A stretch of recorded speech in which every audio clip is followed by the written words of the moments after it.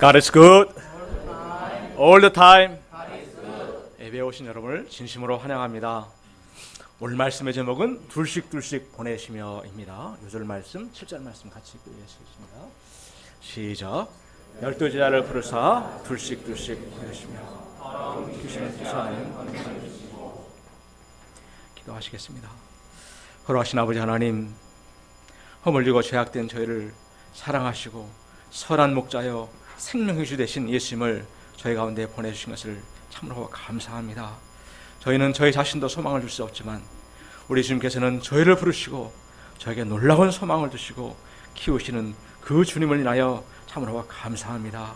저희가 이 시간 이 주님을 믿음으로 바라볼 수 있도록 도와주시기를 간절히 기도합니다. 부자한 종을 다만 긍휼히 여겨주시고 당신의 도구로 사용하여 주십시오. 우리 주 예수 받들어 기도했습니다. 세계에서 가장 큰 열대 사막은 아프리카 북부에 있는 사하라 사막입니다. 이 사막 한가운데 비셀이라는 작은 마을이 있습니다. 이 마을은 오아시스로 둘러싸이는 마을로 이곳에서 사막을 가로질러 빠져나가려면 약 사흘 정도가 걸린다고 합니다. 네, 1926년 영국인 켄 레맨이 그곳을 찾아가기 전까지 그 마을 사람들 중에서 그 마을을 떠나서 이 사막을 벗어나 본 사람이 아무도 없었습니다. 그들도 이 외지고 척박한 사막의 땅을 벗어날 생각을 안 해본 것이 아니었습니다. 벗어나려고 많은 노력과 시도를 했지만 그 모든 노력이 실패하고 말았습니다. 마을 사람들은 한결같이 이 마을을 벗어나기 위해 여러 방향으로 가보았지만 결국은 처음 출발한 곳으로 되돌아오고 만다는 것이었습니다. 그런 그 원주민들의 말이 도저히 이해가 안 되어서 정말 그런가 알아보기 위해서 북쪽 방향으로 걸어가 보았습니다. 그리고 사흘하고 반나절 후에 그런 사막을 벗어날 수가 있었습니다. 그런데 왜 원주민들은 항상 제자리로 돌아가는 것일까? 레몬은 그 이유를 알아보기 위해서 원주민 청년 한 사람을 고용했습니다. 그리고 보름치의 물과 낙타 4피를 준비해서 길을 떠났습니다. 그 청년이 앞장서고 레몬은 아무 말 없이 그 청년의 뒤만 쫄래쫄래 따라갔습니다. 그렇게 그들은 열흘 동안이나 사막을 헤매게 되었습니다. 그리고 10하루 되던 날 그들 앞에 오아시스가 하나 나타났습니다. 그런데 그것은 다름 아닌 그들이 처음 여행을 떠났던 그 비셀이라는 마을이었습니다. 결국 원점으로 돌아오고 만 것입니다. 10하루 동안 원주민 청년의 뒤를 따라갔던 레몬은 그제서야 왜 원주민들이 이 사막을 벗어나지 못한 이유를 발견할 수가 있었습니다. 그 이유는 아주 간단하였습니다. 그 마을 사람들은 아무도 북극성이란 그 존재를 알지 못했던 것입니다. 정확한 방향 기준을 잡지 못한 채 감각의 의지에서만 가다 보니 결국 사막에 커다란 타원형을 그리며 결국 제자리로 돌아오고 말았던 것입니다. 레몬은 다시 그 청년을 불러서 사막을 빠져나가는 방법을 알려주었습니다. 낮에 충분한 휴식을 취하면서 체력을 아꼈다가 밤에 그 북극성만 보고 따라가라고 알려주었습니다. 그러자 그 청년은 레몬의 말대로 했고 정말로 사흘 만에 그 사막을 벗어날 수가 있었습니다. 훗날 그 청년은 사막의 개척자가 되었고 그의 동상이 세워졌는데 그 동상 아래에 이런 글귀가 새겨져 있다고 합니다. 새로운 인생은 방향을 찾음으로써 시작된다. 그렇습니다. 형편과 나이에 상관없이 새로운 인생은 사람이 방향을 찾고 삶의 목표를 정한 그날부터 진정한 인생의 항해가 시작됩니다. 그 이전의 모든 날들은 마치 비셀 사람들이 사막을 벗어나지 못하는 것처럼 쳇바퀴를 도는 것 같은 생활에 불과할 뿐입니다. 우리 인생의 행로에서 북극성과 같이 분명한 방향을 제시해 주는 것은 바로 우리 주님의 말씀입니다. 오늘 말씀을 통해서 저희가 진정한 인생의 방향과 목표를 새롭게 할 수 있기를 기도합니다. 파트 1, 고향에서 배척받으신 예수님. 6장 1절에서 6절입니다. 1절을 보십시오. 예수께서 거기를 떠나사 고향으로 가시니 제자들도 따르니라. 예수님께서 가버나움을 떠나 고향 나사렛으로 가셨습니다.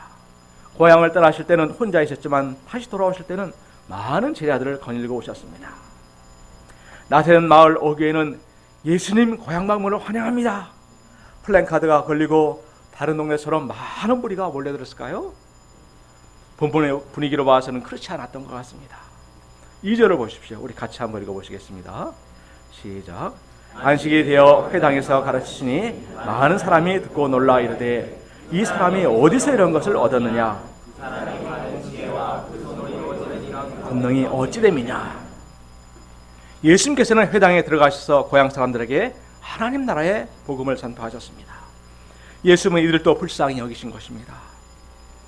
그러자 많은 사람들이 그 지혜로운 말씀을 듣고 놀랐습니다. 여기서 놀라다라는 단어는 원어적으로 지나치게 충격을 받다, 정신을 잃게 하다라는 의미라고 합니다. 그래서 영문 성경도 amazed로 되어 있습니다. 예수님의 그 말씀은 지금까지 들어본 말씀과 달리 너무나도 신선하고 감동적이었습니다. 또 그 주님의 손으로 이루어지는 권능의 역사를 보고 충격을 받을 정도로 놀랐습니다. 이들은 다른 마을의 사람들처럼 이를 하나님의 지혜와 권능으로 여기고 겸손히 예수님을 영접해야 마땅했습니다. 그러나 이들의 반응은 놀랍게도 정반대였습니다. 3절을 보십시오. 우리 같이 읽어보시겠습니다. 시작. 이 사람이 마리아의 아들 목수가 아니냐? 야고보와 요셉과 유다와 시몬의 형제가 아니냐?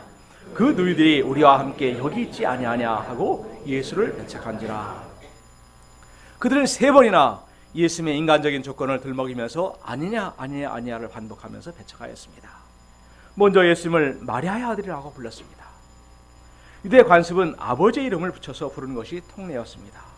세베대의 아들 야고보와 요한 이렇게 불렀습니다. 그런데 이들이 예수님을 요셉의 아들이 아니라 마리아의 아들이라고 부른 것은 아버지를 알 수 없는 사생자라는 모욕적인 뉘앙스가 담겨 있습니다. 그리고 과거의 직업이 목수였다는 것을 들먹였습니다. 이는 존경받을 자격도 없고 먹고 살기에 급급해야 하는 이 천한 신분의 사람이 아니라는 것입니다. 아마 예수님이 예루살렘에 올라가셔서 랍비 학교에서 신학 박사 학위라도 받아가지고 오셨더라면 아마 이렇게까지 말하진 않았을 것입니다. 그러면서 이 사람이 야고보, 요셉, 유다와 시몬의 형제가 있냐? 그 너희들이 지금 우리와 함께 있지 아니하냐? 지가 무슨 선지자요 하나님의 종이야? 이렇게 하면서 예수님을 경멸하고 배척해버린 것입니다. 이들은 온 땅의 주요 왕의 왕이신 주님, 메시아이신 예수님을 바로 눈앞에서 만나 구원을 받고 천국과 영생을 얻을 수 있는 그 기회를 그냥 발로 차버린 것입니다. 이들은 예수님의 그 가나안 출신 배경으로 인해서 생긴 선입견으로 예수님의 그 진정한 모습을 바로 보지 못하였습니다. 믿음의 눈이 아니라 세상적인 외모로 예수님을 바라보았기 때문에 그 말씀과 권능에 놀라면서도 튕겨버린 것입니다. 이런 그들에게 예수님께서는 4절 말씀을 통해서 선지자가 자기 고향과 자기 친척과 자기 집 외에서는 존경을 받지 못함이 없느니라 말씀하시고 거기서는 아무런 권능도 행하실 수가 없었습니다. 다만 그 중에서 소수의 병자에게 안수하여 고칠 뿐이었습니다. 이는 예수님이 능력이 없어서가 아니라 그 사람들에게 믿음이 없었기 때문에 그 능력을 드러낼 수가 없었던 것입니다. 가버나움에서 일어났던 그 놀랍고 풍성한 은혜의 역사와 이 나사렛에서 일어난 이 빈약한 역사는 서로 극명하게 대조가 됩니다. 똑같은 예수님인데 이 예수님을 어떤 눈으로 또 어떤 관점에서 바라보는가가 참으로 중요함을 가르쳐줍니다.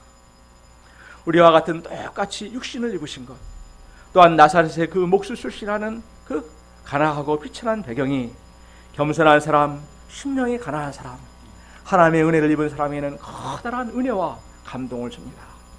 거기에는 메시아의 나다리심과 자기 희생이 담겨있기 때문입니다. 그러나 교만한 자들, 불신앙의 사람들, 크고 화려한 외모를 쫓는 사람들에게는 시시해하며 멸시와 배척의 요소가 되어버린 것입니다. 또 우리는 살아오면서 생긴 여러 오해들, 또 인간적인 생각들, 상처들로 인해 그것이 걸림돌이 되어서 성령이 된 지금도 주님을 진심으로 영접하지 못하는 경우도 있습니다. 바울이 사울이었을 때 그는 자기 의와 교만으로 가득하였습니다. 그래서 그는 예수님을 바로 볼 수가 없었습니다. 그가 심한 선입견과 편견의 안경을 쓰고 행하였을 때 그는 주님의 원수가 될 수밖에 없었습니다. 그런데 그가 부활의 주님을 신적으로 만났을 때 그의 눈에서 비늘이 벗겨지게 되었고 예수를 하나님의 아들로 메시아로 다시 보게 되었습니다.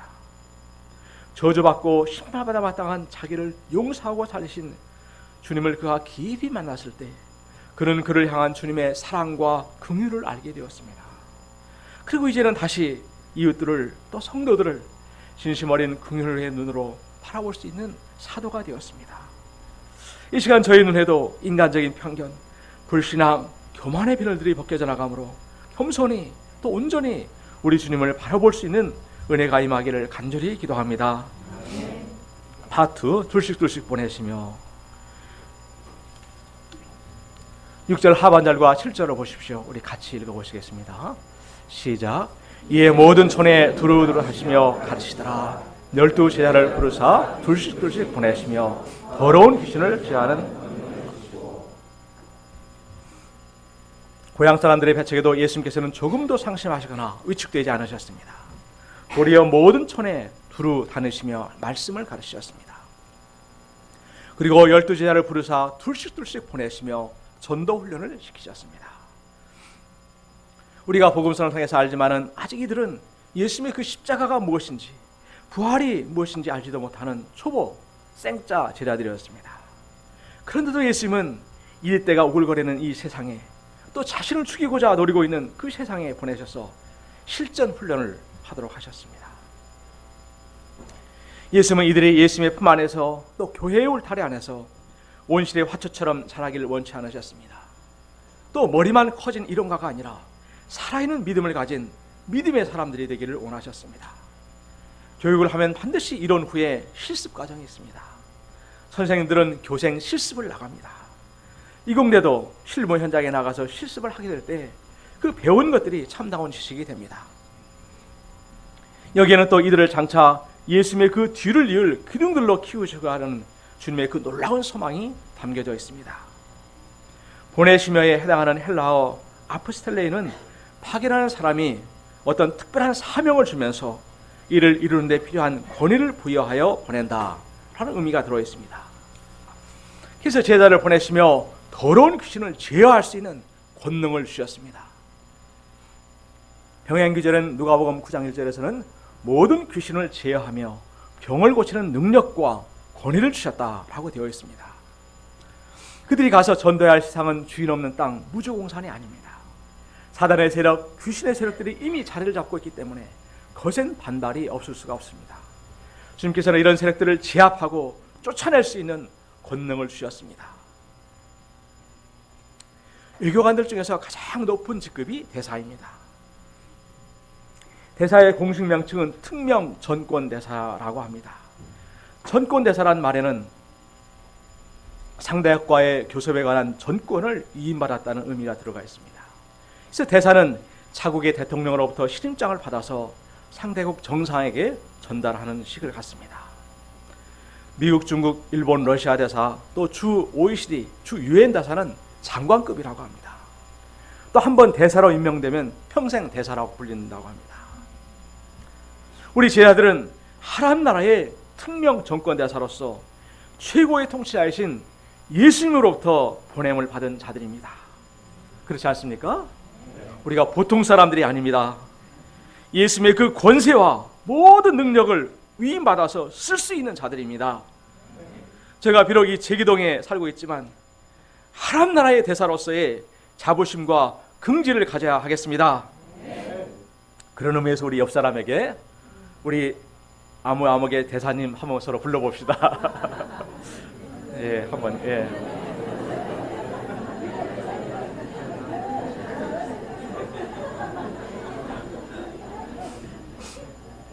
예, 감사합니다. 그런 자부심으로 우리가 살 수 있기를 기도합니다. 뉴스나 영화에 보면 까만 세단에 자국의 국기를 펄럭이며 애교관 번호판을 달고 연미복에 멋진 넥타이를 맨 그 대사들의 모습을 볼 수가 있습니다. 그런데 우리 주님께서는 우리를 세상에 보내실 때 세상 나라의 대사들과 전혀 다른 모습으로 보내십니다. 8절 9절을 다 같이 읽어보시겠습니다. 시작. 명하시되 여행을 위하여 지팡이 외에는 양식이나 배낭이나 전대의 돈이나 아무것도 가지고 다니지 말며 신만 신고 두벌옷이나. 보내실 때 예수님은 세단이 아니라 도리어 지팡이 하나에 단벌옷에 신발 하나만 신고 가도록 하셨습니다. 당시의 여행은 매우 위험했기 때문에 사람들은 들 수 있는 대로 여행을 하지 않았습니다. 꼭 가야 하는 성지순례나 비즈니스를 위해서 여행할 때는 반드시 큰 무리를 이어 이루어감으로 강도나 들짐승의 위험에 대비했다고 합니다. 또 여행을 위해서는 빵, 볶은 곡식, 말린 올리브 모화가, 대추야자 열매 등 그런 것들을 휴대하였고, 말린 염소 새끼 가죽으로 만든 주머니에 식량, 물이 담긴 호리병, 외투 등을 넣었습니다. 이 외투는 겉옷으로서 이 암압으로 만들어 온몸을 감싸고 무릎까지 닿는 옷입니다. 이는 밤에 노숙할 때 추위를 막아주는데 아주 요긴하였다고 합니다. 아직 가장 가까운 사진하고 생각되는데, 겉에 이렇게 붉게 두른 것이 아마 외투라고 생각이 됩니다. 지팡이는 특히 무더위를 피해서 밤에 여행할 때 들짐승으로부터 자신을 보호하기 위해서, 또 길가의 숲을 헤치고 걷기 위해서 사용하였습니다. 우리가 얼핏 생각할 때는 식량도 좀 넉넉하게 챙기고, 혹시라도 모를 비상사태를 대비해서 비상금도 챙기고, 여보로 또 더 싸가고, 그렇게 해가면은 훨씬 더 안정적이고 효율적으로 전도를 할 수 있을 것 같습니다. 그런데도 왜 우리 주님께서는 이렇게 다 놓고 거의 맨몸으로 가라고 하시는 것일까요? 만약에 우리가 쓸 것들을 넉넉히 챙겨가고 머무를 숙소들도 지인들을 통해서 다 안전하게 예약되어 있다면, 또 만약에 세태에 대비한 비상금까지 두둑하게 챙겨간다면, 우리 인간은 자연히 내가 가진 것들, 눈에 보이는 것들을 의지하게 되어 있습니다. 굳이 눈에 보이지 않는 주님을 찾을 이유가 하나도 없게 됩니다. 기도는 하고 싶은데 꾸준한 기도, 간절한 기도가 잘 안 돼요 하면 기도의 어려움을 말하지만, 정말 그렇게 말하는 사람의 내면을 들여다보면 뭔가 주님 위에 믿을 만한 구석이 있기 때문에 그런 것입니다. 정말로 의지할 것이 세상에 하나도 없다면, 오 주님이시여 하며 하나님 앞에 무릎을 꿇지 않을 자가 누가 있겠습니까?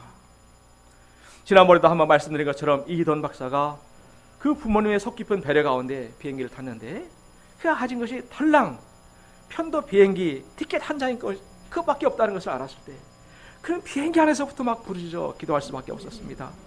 내렸을 때도 기도하고, 전화할 때도 기도하고, 먹고 잘 것을 기도하고, 학교를 찾아갈 때도 기도할 수밖에 없었습니다. 그 가운데서 그는 살아계셔서 그와 함께 하시는 사랑의 주님을 매일매일 삶에서 체험할 수가 있었습니다. 이렇게 빈손으로 보내시는 그 주님의 명령 속에서는, 너희는 내가 준 그 사명에만 전념해라.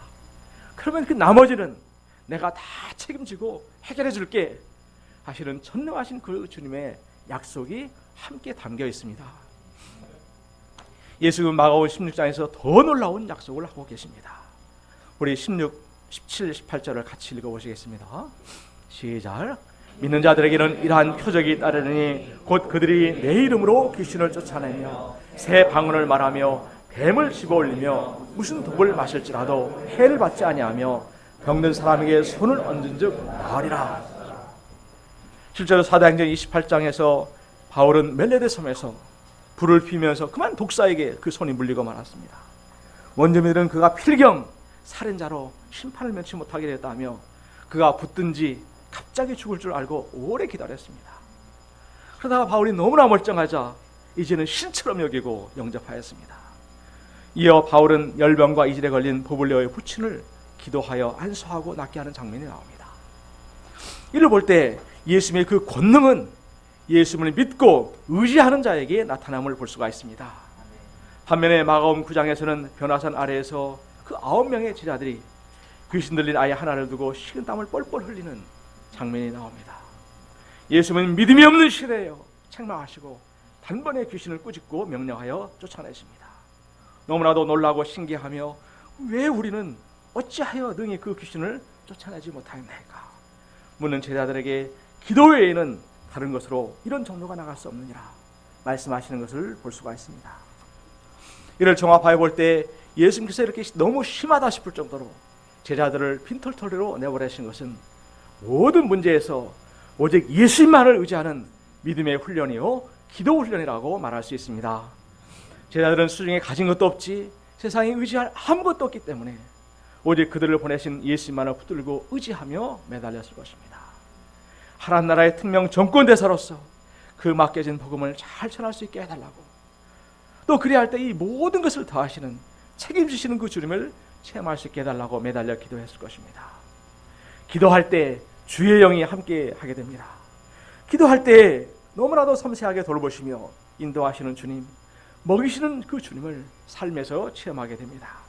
그러자 그들은 믿음 충만, 성령 충만, 습지 충만하게 되었습니다.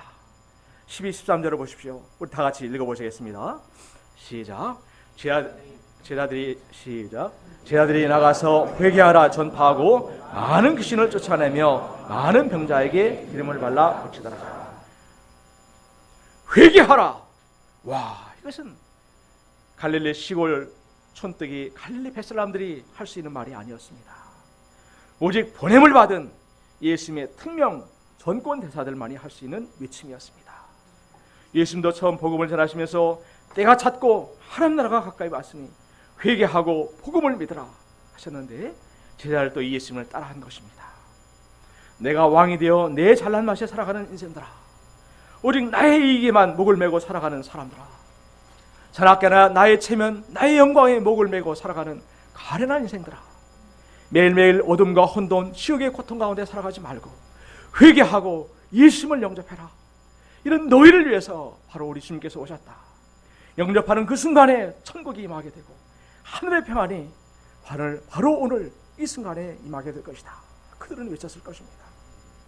예수님의 그 이름 권세에 많은 귀신들이 쫓겨나가게 되었습니다. 주를 의뢰하는 제자들을 통해서 많은 병자들이 나음을 입게 되었습니다. 이 모든 능력의 근원은 바로 예수님이셨습니다. 온전한 믿음과 기도는 바로 이 모든 능력의 소스가 되시는 예수님께 전기 코드를 꼽는 것과 같습니다. 코드를 꼽는 순간 제자들을 통해서 놀라운 주님의 그 권능이 역사하게 된 것입니다. 14절을 보십시오. 우리 같이 읽어보시겠습니다. 시작. 예수의 이름이 드러난지라 헤롯 왕이 듣고 그러므로 이런 능력이 그 속에서 일어나지라. 16절에서 헤롯은 내가 목벤 요한 그가 살아났다 하며 벌벌 떨었습니다.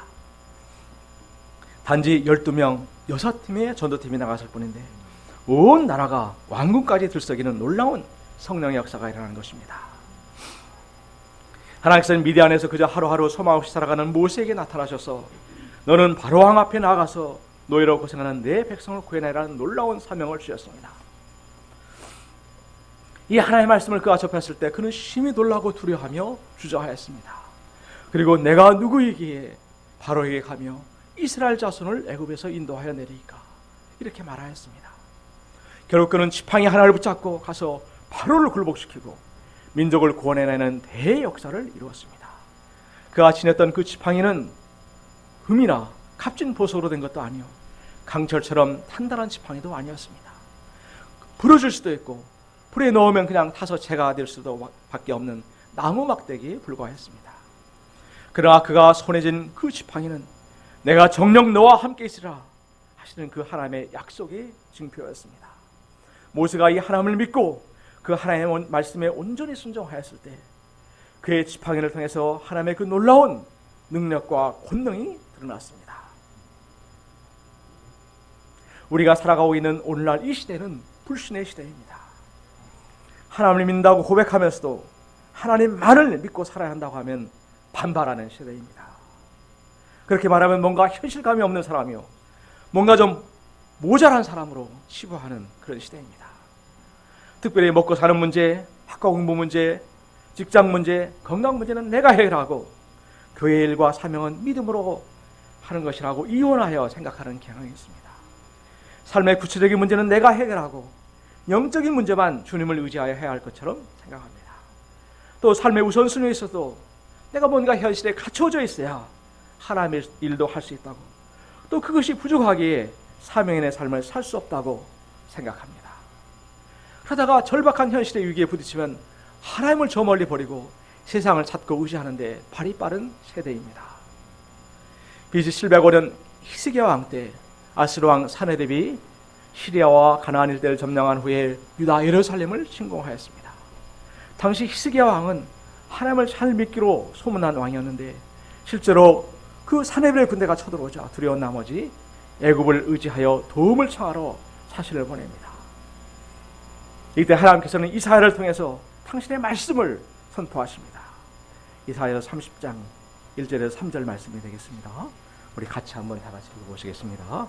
시작. 여호와께서 이르시되 패역한 자식들아 그들의 계계를 였구나 나로 말미암지 아니하며 맹약을 받으나 나의 영으로 말미암지 아니하고 주의 죄를 다하구나. 그들이 바로의 세력 안에서 스스로 강하려 하며 애굽 그늘의 피누에 패하여 애굽에 내려갔을 때 나의 입에 묻지 아니하였다. 그늘의 피함이 너희의 수욕이 될 것이라. 하나님보다도 더 강대국을 의지하는 유대 백성들을 향하여 너희가 찾고 의지하는 바로의 세력이 수치가 될 것이며 애굽의 그늘이 너희의 수욕이 될 것이라고 경고하셨습니다. 오늘 우리에게 주시는 이 말씀은 단지 짧은 전도 훈련에만 해당되는 지침서가 아닙니다. 이 훈련의 원리, 삶의 원리는 제자들의 전 인생, 우리의 전 인생에 적용되는 참다운 진리가 됩니다.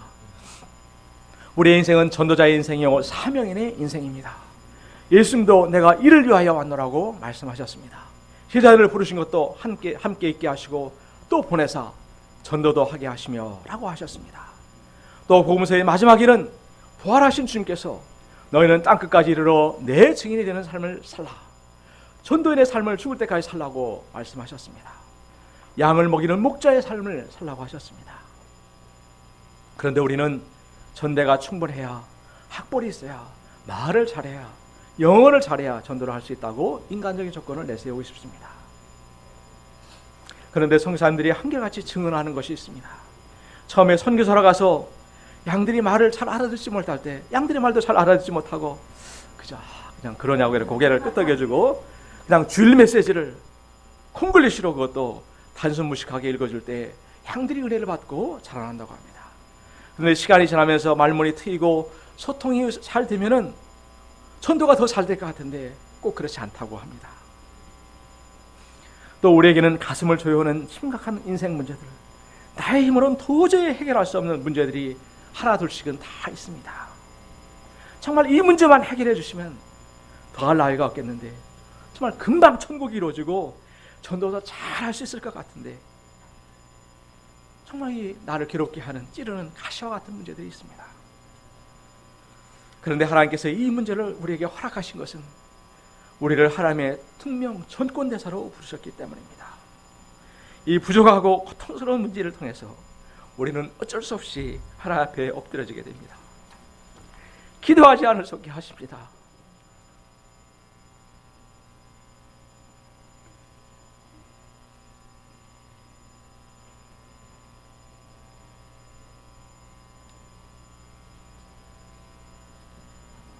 주님께서는 내가 어쩔 수 없는 이 문제를 통해서 만나기를 원하십니다. 그리고 하나님의 그 능력과 영광을 드러내기를 원하십니다.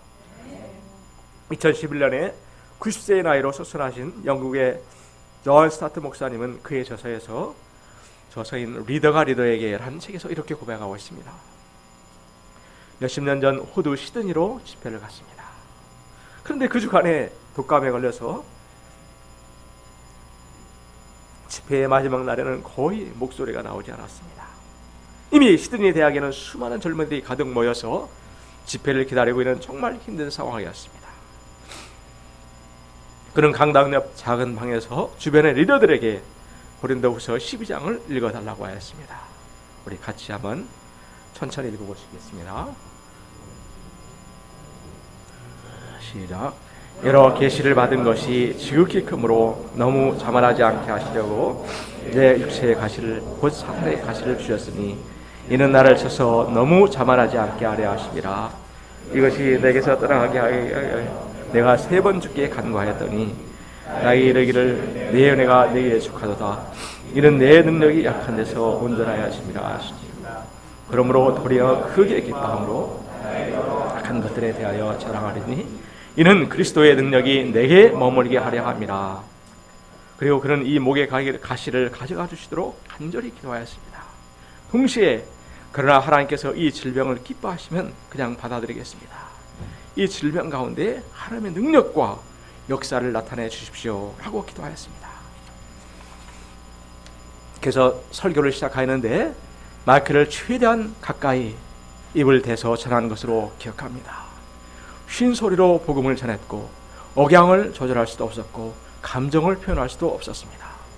단조로운 목소리로, 쉰 목소리로 전할 수밖에 없었습니다. 우리는 인간의 그 연약함 가운데 하나님의 그 능력이 드러나도록 울며 기도하며 매달렸습니다. 그 후에 그는 10번가량 호주를 다시 방문하였습니다. 그런데 갈 때마다 누군가가 찾아와서 그에게 이렇게 말했습니다. 시드니 대학 강당에서 그 목소리가 나오지 않던 그때 설교하셨던 그날 밤을 기억하십니까? 목사님은 제가 그날을 어찌 잊겠습니까? 제가 그날 밤에 심하였습니다. 하는 고백했습니다. 나는 실패한 것 같은 그날 밤에 주님께서는 놀랍도록 역사하신 것입니다. 우리가 현실 속에서 실패했다고 낙담하며 주저앉아 계십니까? 아닙니다.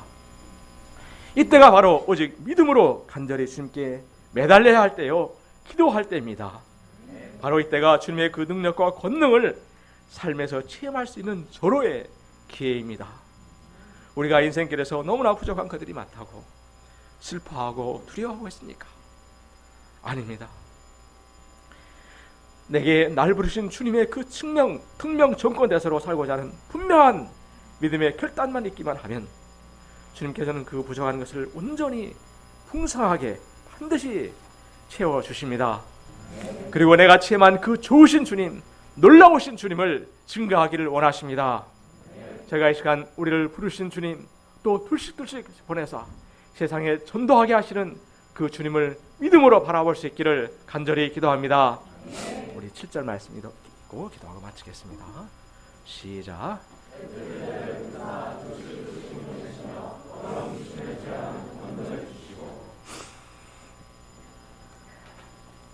거룩하신 주님, 저의 부족함과 연약함과 허물을 통해서 오히려 당신의 은혜와 살아계심과 영광을 드러내기를 원하시는 그 주님이신 것을 참으로 감사합니다. 제가 이 주님을 믿음으로 바라보게 하시고 나를 부르신 그 주님의 소망을 쫓아서 하나님의 대사로서 살 수 있도록 참 믿음과 또 기도와 결단을 허락해 주시기를 간절히 기도합니다. 우리 예수 받들어 기도했습니다.